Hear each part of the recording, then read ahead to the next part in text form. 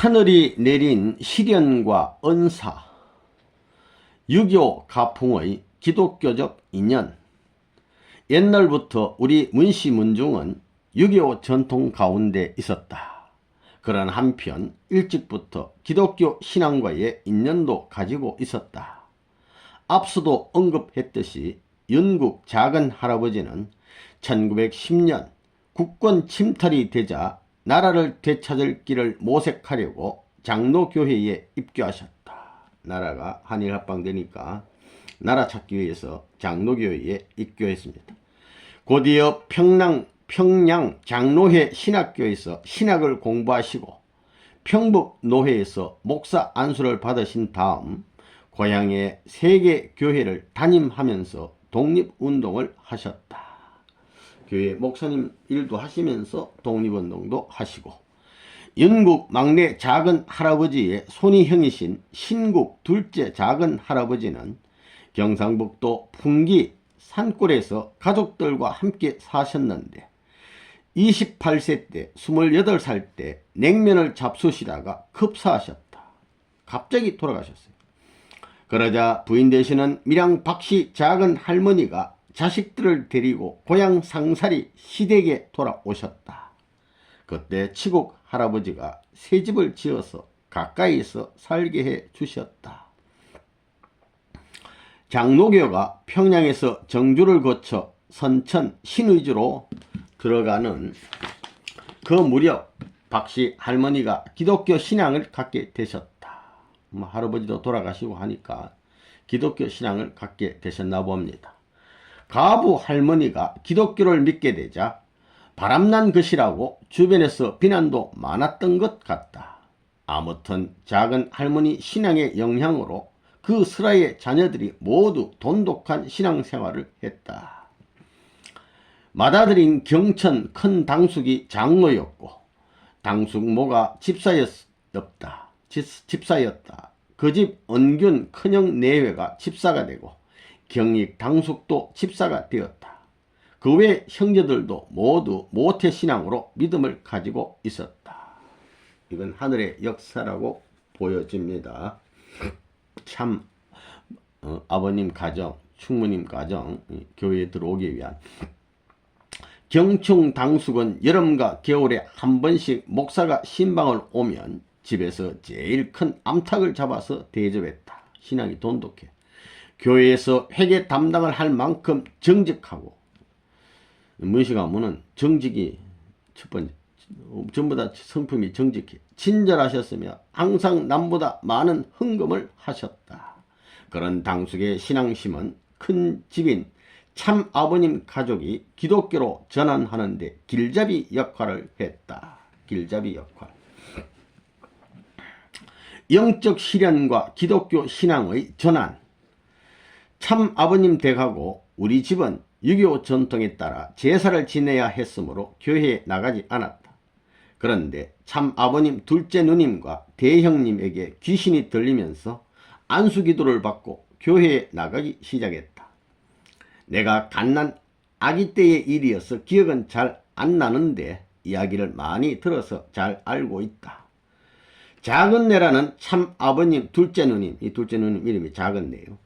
원봉동에 소문난 양반 가문 김씨 집안으로 시집 가셨다. 그런데 그 집에는 67살, 7살쯤 되는 어린 시동생이 호랑이에게 잡혀 먹히는 일이 있었다고 한다. 평안도 말로 그런 사람의 홀령을 아구영산이라고 한다. 당시 시댁에서는 일할 사람을 얻어 묘두산에서 나무를 베어 갖다 쌓는 일을 하고 있었다. 그래서 점심을 준비해서 소달구지에 아이를 태우고 함께 실어 보냈는데 점심때가 지나도 밥이 오지 않으니까 이상하다고 해서 사람들이 내려왔었다. 그런데 길 가운데 소가 땀에 흠뻑 젖어 있었고 그 주위를 호랑이가 얼마나 돌았는지 길을 닦고 나왔다고 한다. 달구지 위에 있는 아이를 물어내어 한쪽으로 끌고 가서 머리와 손발만 남겨놓고 다 먹어버린 것이다. 이런 일이 벌어졌답니다. 그 집안에서는 호랑이는 개를 좋아한다고 해서 개를 잡아서 아이 한 풀이를 해 주려고 했다. 그래서 개를 잡아가지고 당산제 이렇게 지내게 됐는데, 누님이 개고기 담은 그릇을 머리에 이고 가다가 김이 모락모락 나고 맛이 좋아 보이니까 간을 한 점 떼어 먹었다고 한다. 그런데 제밥을 먹은 것이 조건이 되어 누님에게 귀신이 붙어서 정신 이상이 된 것이다. 아기 귀신이 들어와서 하고 호랑이 흉내를 냈다. 결국 충모님이 그 누님을 집으로 데려왔고 무당을 불러 구설하고 경도 읽었더니 차츰 나아져서 시댁으로 돌아갔다. 이제 누님이 치료가 됐습니다. 그런데 그 귀신이 완전히 떠나지 않고 다시 대형님에게 옮겨붙어 마치 누님 때와 똑같은 현상이 벌어졌다. 대형님은 지붕 위로 올라가고 담도 넘어갔다. 호랑이 귀신하고 관계가 있어서 그런지 몰라도 지붕을 휙휙 날아다니고 담도 넘고 이렇게 한단 말이야. 그래서 경익 당숙이 대형님을 붙잡아 놓고 방에서 지키면서 사람을 불러 경을 읽었다. 아까 그 누님 경을 읽으니까 나갔으니까 계속 경을 읽어보는 거지. 그런데 경 읽는 사람이 잠깐 눈을 붙인 사이 대형님은 밖으로 나가 돌아다녔다. 더 이상 손쓸 방도가 없었다. 그간 충모님은 귀신을 쫓는다며 바구니를 매달아 종이를 걸쳐 놓으셨다.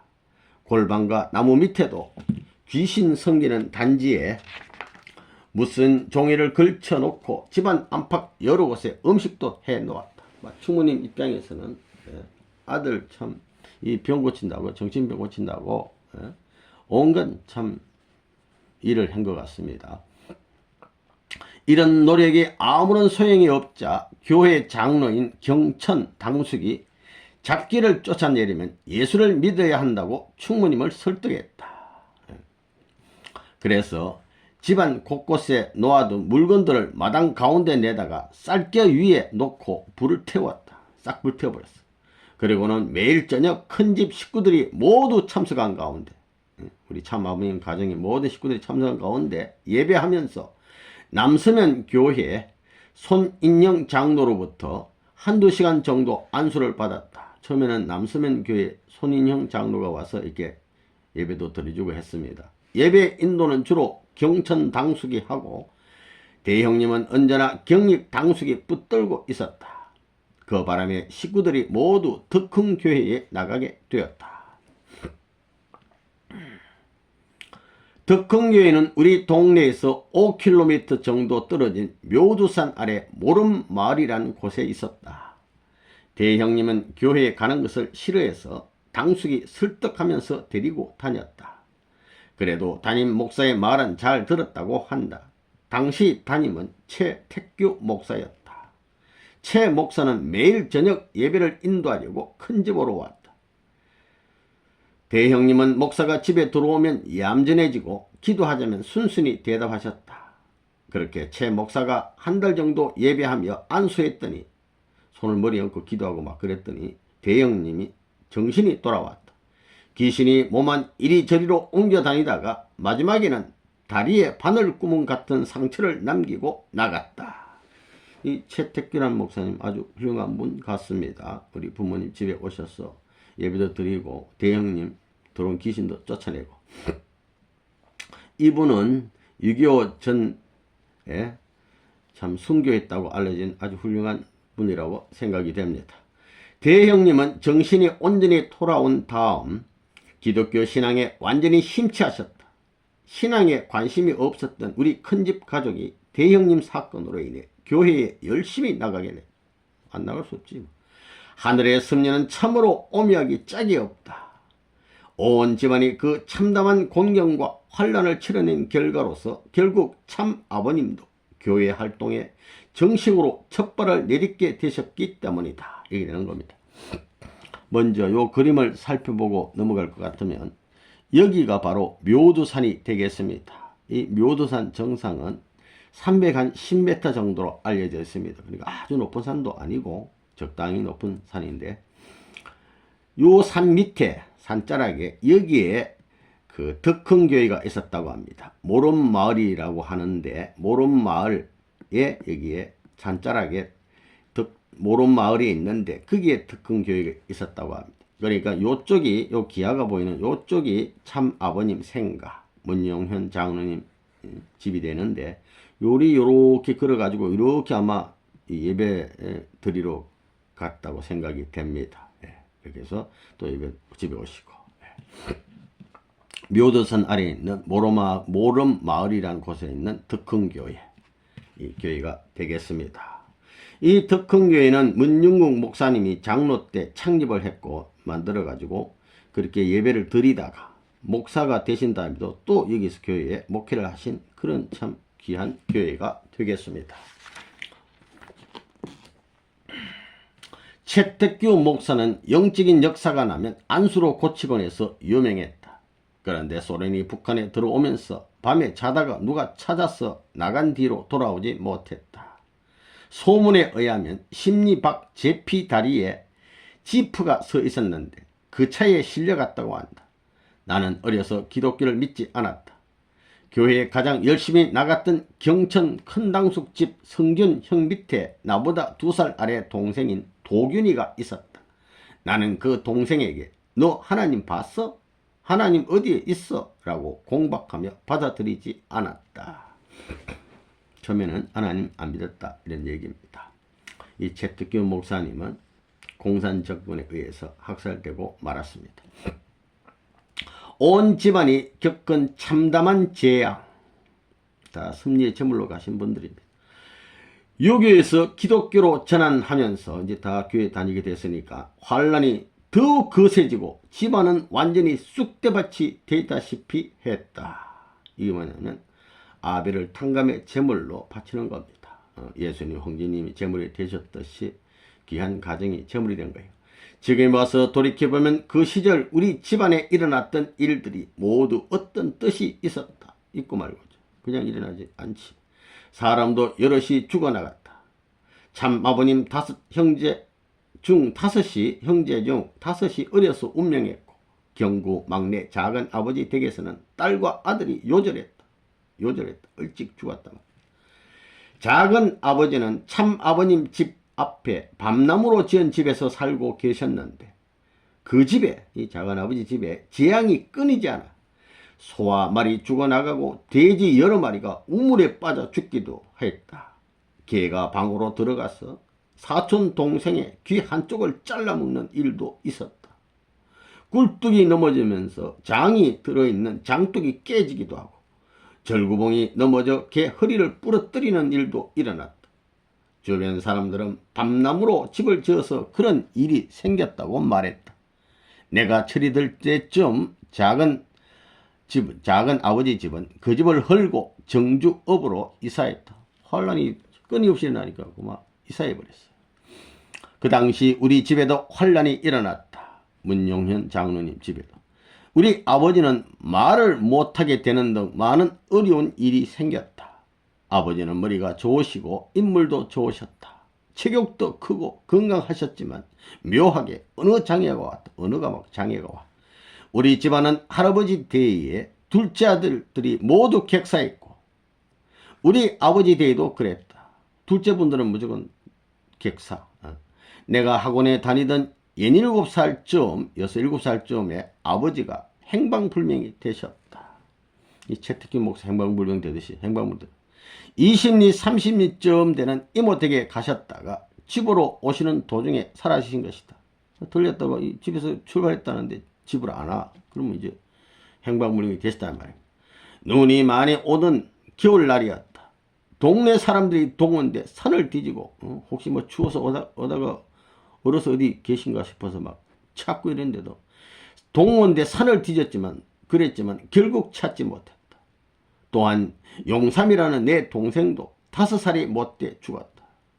어려서 갑자기 소리를 지르더니 등에 혹이 나오면서 2, 3년 고생하다가 갔다는 말은 돌아갔다 말이야. 용기형의 말에 의하면 용삼이라는 이름을 참 아버님이 지어주셨다고 한다. 참 아버님은 일찍부터 이런저런 집안일을 주도하셨다고 한다. 어릴 때부터 이름도 중매도 쓰고 이름도 지어주시고 한 번은 8.15 강복전 어느 겨울밤에 동네에 기이한 일이 일어났다. 강복 전에 겨울밤.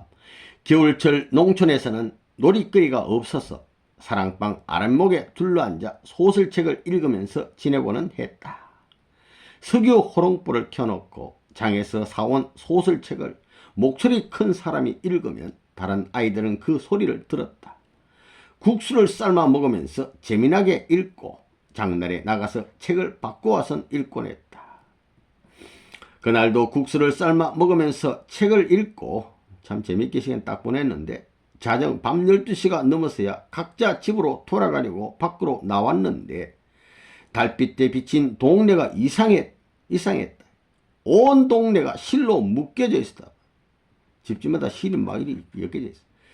실이 빈집 문틈으로 들어가서 밥솥 꼭지를 감고 나가 큰 아카시아 꼭대기를 감고 또 밤나무 꼭대기도 감고 너티나무 꼭대기도 감고 이렇게 해서 한 바퀴 휘돌아서 우리 집안 집들의 문틈으로 들어와 있었다. 신기하게도 끊어지지 않고 한 줄로 연이어 엮여 있었다. 그래서 동네에서는 도깨비 장난이라고 해서 소를 잡고 소 잡아가지고 당제를 지낸다고 야단했다.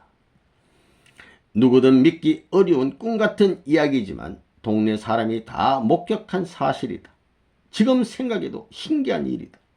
언젠가 참 아버님께 말씀드렸더니 그게 다 정신 차려서 하늘 일을 알아보라고 해서 이게 하늘 일이라는 것을 알아보라고 해서 영계에서 일으킨 일이라고 하셨다. 참 아버님도 종종 식구들에게 그 이야기를 하셨다. 그러니까 우리 아버님 한 번 이 땅에 보내시기 위해서는 세계적인 탕감, 국가적인 탕감, 민족적인 탕감, 수많은 탕감을 거쳤습니다. 우리 부모님이 탄생하신 그 가정에도 그 종족적인 가정적인 탕감이 있었단 말이에요. 그래서 이런 있었습니다. 충무림 가정에 5 자녀가 성화하신 것처럼 참부님 가정에도 희진님, 혜진님, 홍진님, 영진님, 효진님 다 승리의 탕감의 제물로 가셨다고 아버님 말씀했어요. 다 이런 일이 벌어졌단 말입니다. 또 손주분들도 있고 또 외에도 많이 있어요.